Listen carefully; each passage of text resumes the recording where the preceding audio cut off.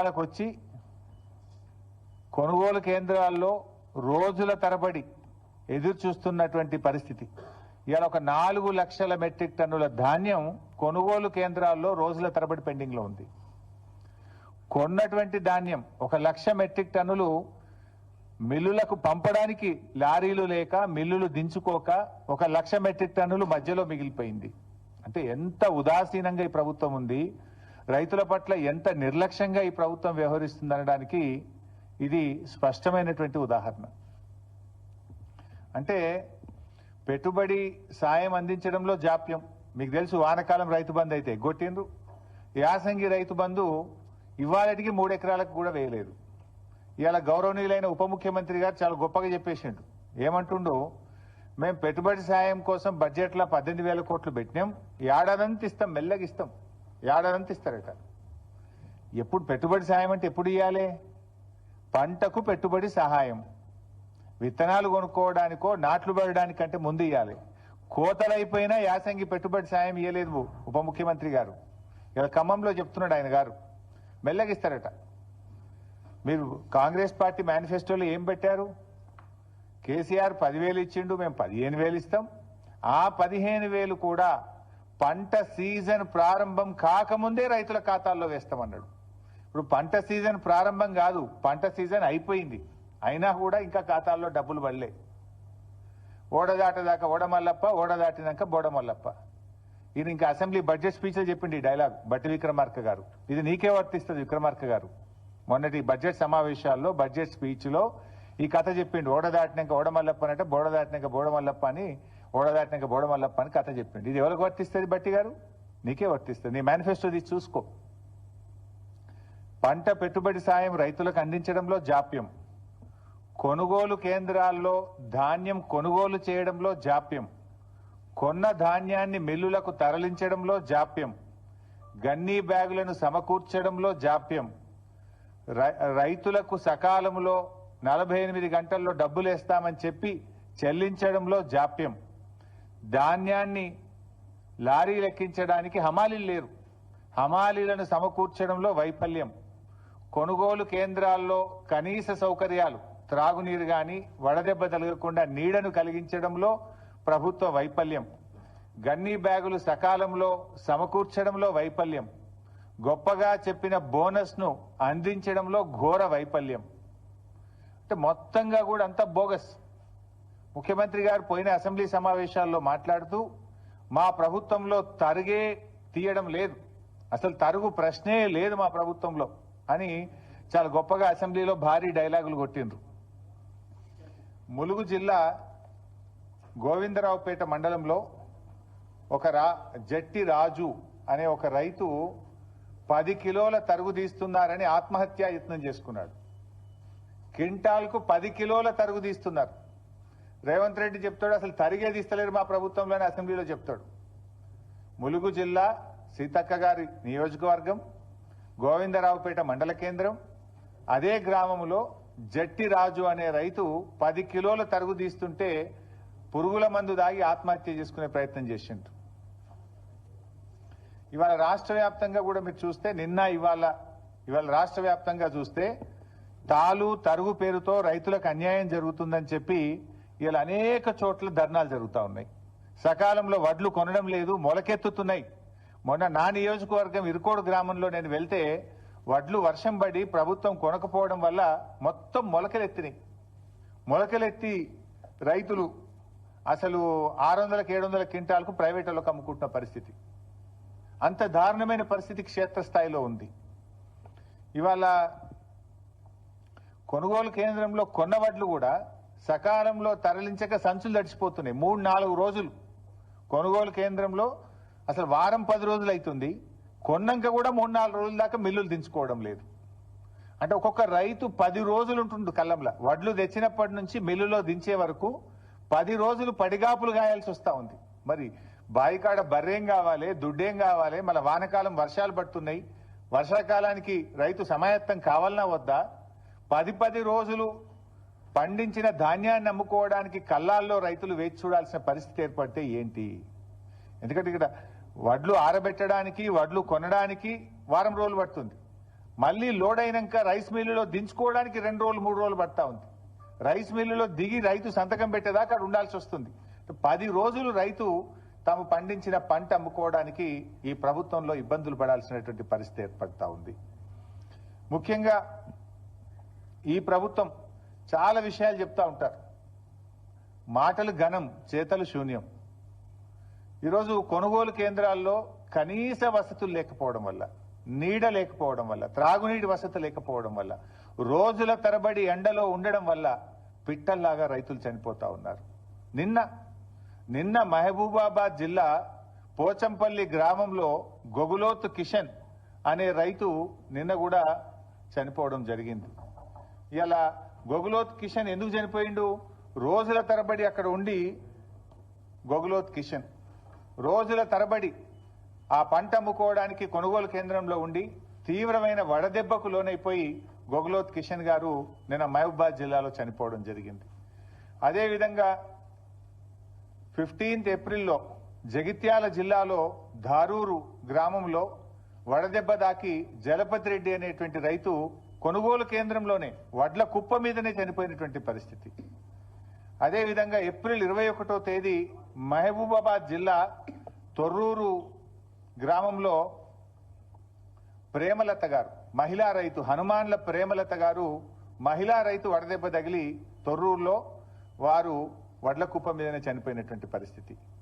అదేవిధంగా నెల్లుకుదిరి మండలం మదనతుర్తి గ్రామంలో బిర్రు వెంకన్న, చూడండి వడ్ల మీదనే బిర్రు వెంకన్న అనే రైతు వడ్ల మీదనే చనిపోయినటువంటి పరిస్థితి. ఎండ దెబ్బ తగిలి కళ్ళంలోనే తాను ఆరుగాలం కష్టపడి పండించిన పంట మీద, ధాన్యం మీదనే చనిపోయినటువంటి బిర్రు వెంకన్న దృశ్యం ఇది. అదేవిధంగా మన జనగామ నియోజకవర్గం చేర్యాల మండలంలో ఆకునూరి గ్రామంలో చింతకింది హనుమయ్య అనేటువంటి రైతు అక్కడే కళ్ళంలోనే మరి ధాన్యం అమ్ముకోవడానికి వచ్చి అక్కడే చనిపోవడం జరిగింది. అంటే ఈ రకంగా ధాన్యపు రాశులే సాక్షిగా కొనుగోలు కేంద్రాల్లోనే రైతు మరణాలు జరుగుతూ ఉంటే ఈ ప్రభుత్వానికి చీమ గుట్టినట్టు కూడా లేదు. ఈ మరణాలు సహజ మరణాలు కావు. ఇవి రేవంత్ రెడ్డి ప్రభుత్వం యొక్క నిర్లక్ష్యం వల్ల జరిగినటువంటి మరణాలు. ఈ మరణాలకు రాష్ట్ర ప్రభుత్వమే బాధ్యత వహించాలి. ఈ రైతులకు ఒక్కొక్కరికి 25 లక్షల ఎక్స్గ్రేషియా ఇచ్చి ఆ కుటుంబాలను ఆదుకోవాలని చెప్పి నేను ప్రభుత్వాన్ని డిమాండ్ చేస్తా ఉన్నా. ఎందుకంటే ఇవి సహజ మరణాలు కావు. ఒక రకంగా చెప్పాలంటే ఇవి ప్రభుత్వ హత్యలు, ప్రభుత్వ నిర్లక్ష్యం వల్ల జరిగినటువంటి మరణాలు. గతంలో బీఆర్ఎస్ ప్రభుత్వం మీద దుమ్మెత్తి పోసినటువంటి కాంగ్రెస్ నాయకులు ఇవాళ ఎందుకో కల్లాల కాడికి పోతలేరు. ఆనాడు బీఆర్ఎస్ ప్రభుత్వంలో అన్ని చక్కగా జరుగుతుంటే కూడా మా మీద బుర్ర జల్లాలని కల్లాల్లోకి వెళ్లి నానా యాగి చేసినారు.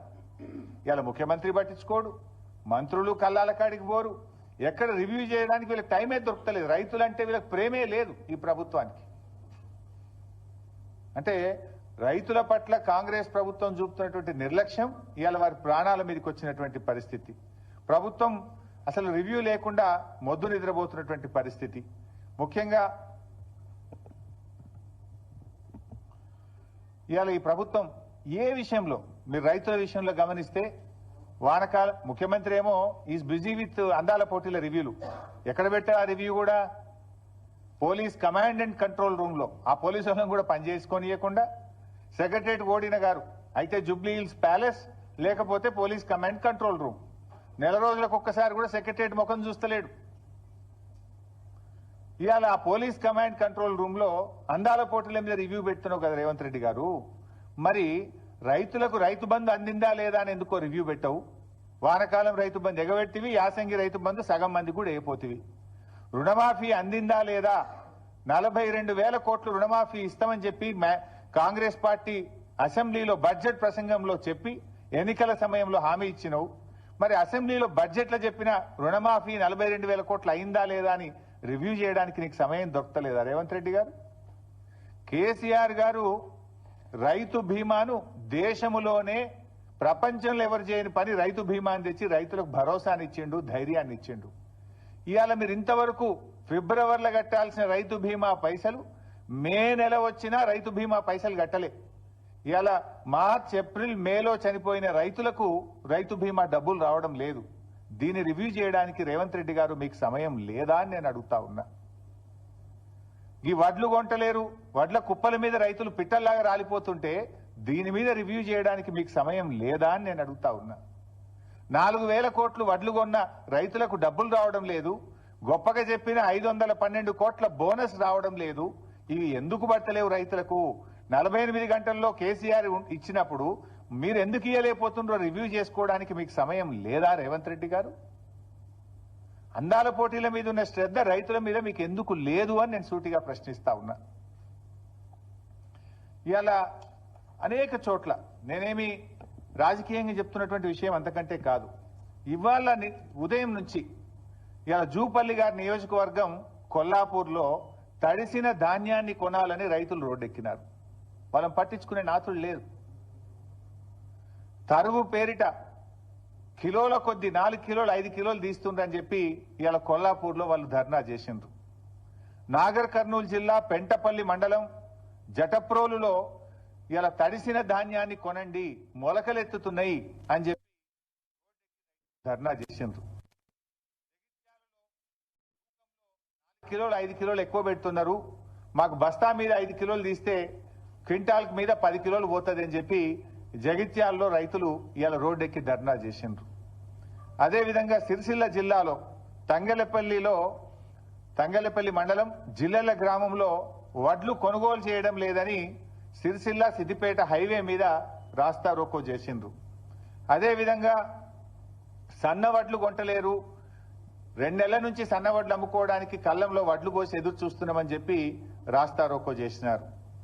వనపర్తి జిల్లాలో రాత్రి భారీ వర్షం పడి సంచులన్నీ తడిసిపోయినాయి, మక్కలు తడిసిపోయినాయి, కొంటలేరు అని చెప్పి మరి వనపర్తి మార్కెట్ యార్డ్ బయట రైతులు ఇలా ఆందోళనకు దిగినటువంటి పరిస్థితి.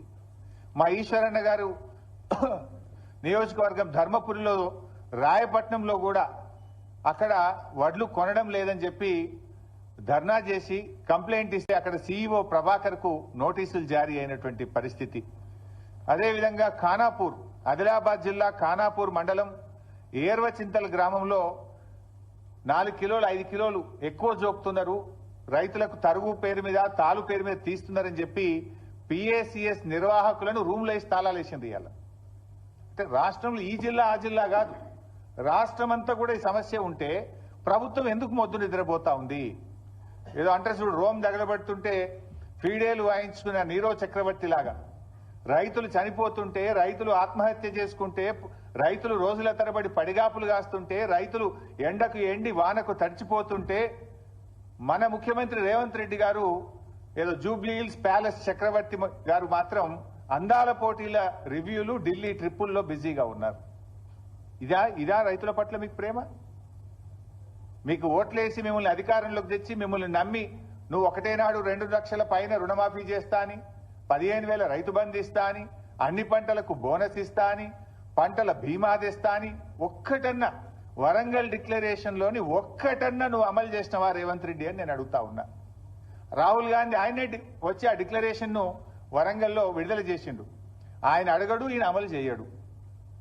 రాహుల్ గాంధీ కూడా బాధ్యత ఉంటది కదా, అడగాల్సిన బాధ్యత నీ చేతిలో. రాహుల్ గాంధీ క్రెడిబిలిటీ ఏముంటది? రేపు రాహుల్ గాంధీ రేపు వచ్చి ఉపన్యాసం చెప్తాడు, వింటాడా? ఏమని నమ్మాలి? ఏమని చెప్తావు? వరంగల్ ఇచ్చిన హామీ ఒక్కటి అమలు చేయలే అని రాహుల్ గాంధీ ముందుకు క్షమాపణ చెప్పాలి. 1 ఏడాది అర్థమైంది, ఇంకెంతకాలం మోసం చేస్తారు?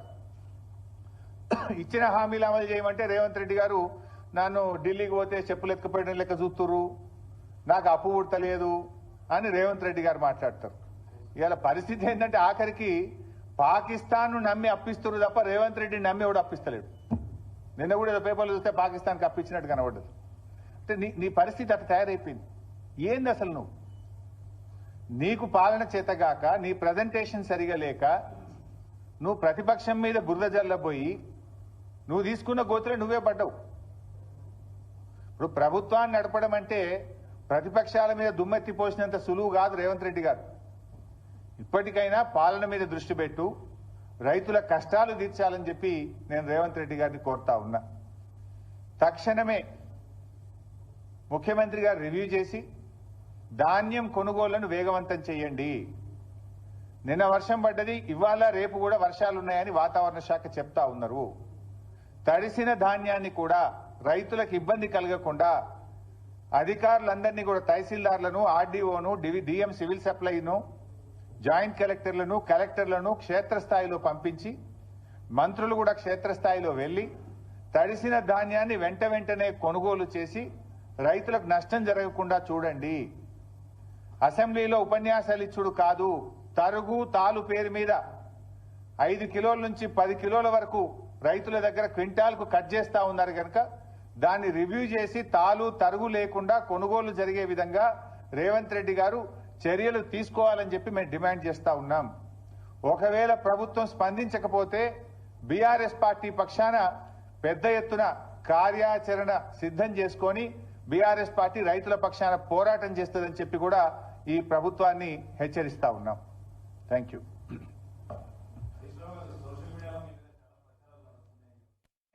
వెంటనే కొనుగోలు చేసి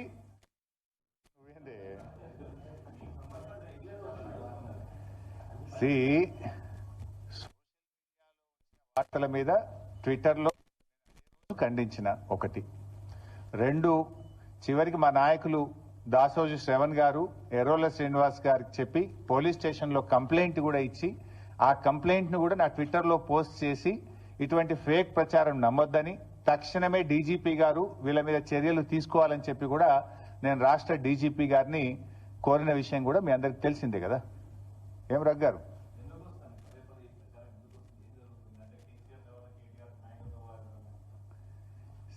ఆ పంచాయతీ లేదు మా పార్టీలో.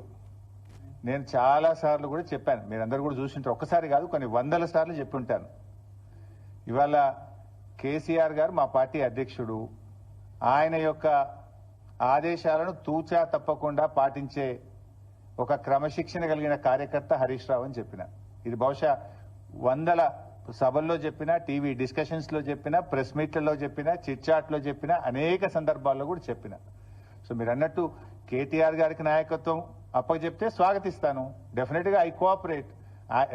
ఒక కార్యకర్తగా హరీష్ రావు పార్టీ నిర్ణయాన్ని, కేసీఆర్ నిర్ణయాన్ని ఎప్పుడైనా శిరసా వహిస్తాడు తప్ప గీత దాటే వ్యక్తి కాదు.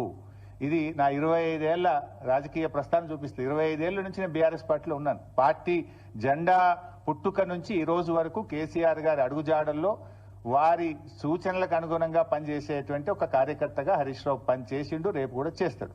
Thank you. కార్యకర్త హరీష్ రావు అని చెప్పిన. ఇది బహుశా 100 సభల్లో చెప్పినా, టీవీ డిస్కషన్స్ లో చెప్పినా, ప్రెస్ మీట్లలో చెప్పినా, చిట్చాట్ లో చెప్పినా, అనేక సందర్భాల్లో కూడా చెప్పిన. సో మీరు అన్నట్టు కేటీఆర్ గారికి నాయకత్వం అప్పచెప్తే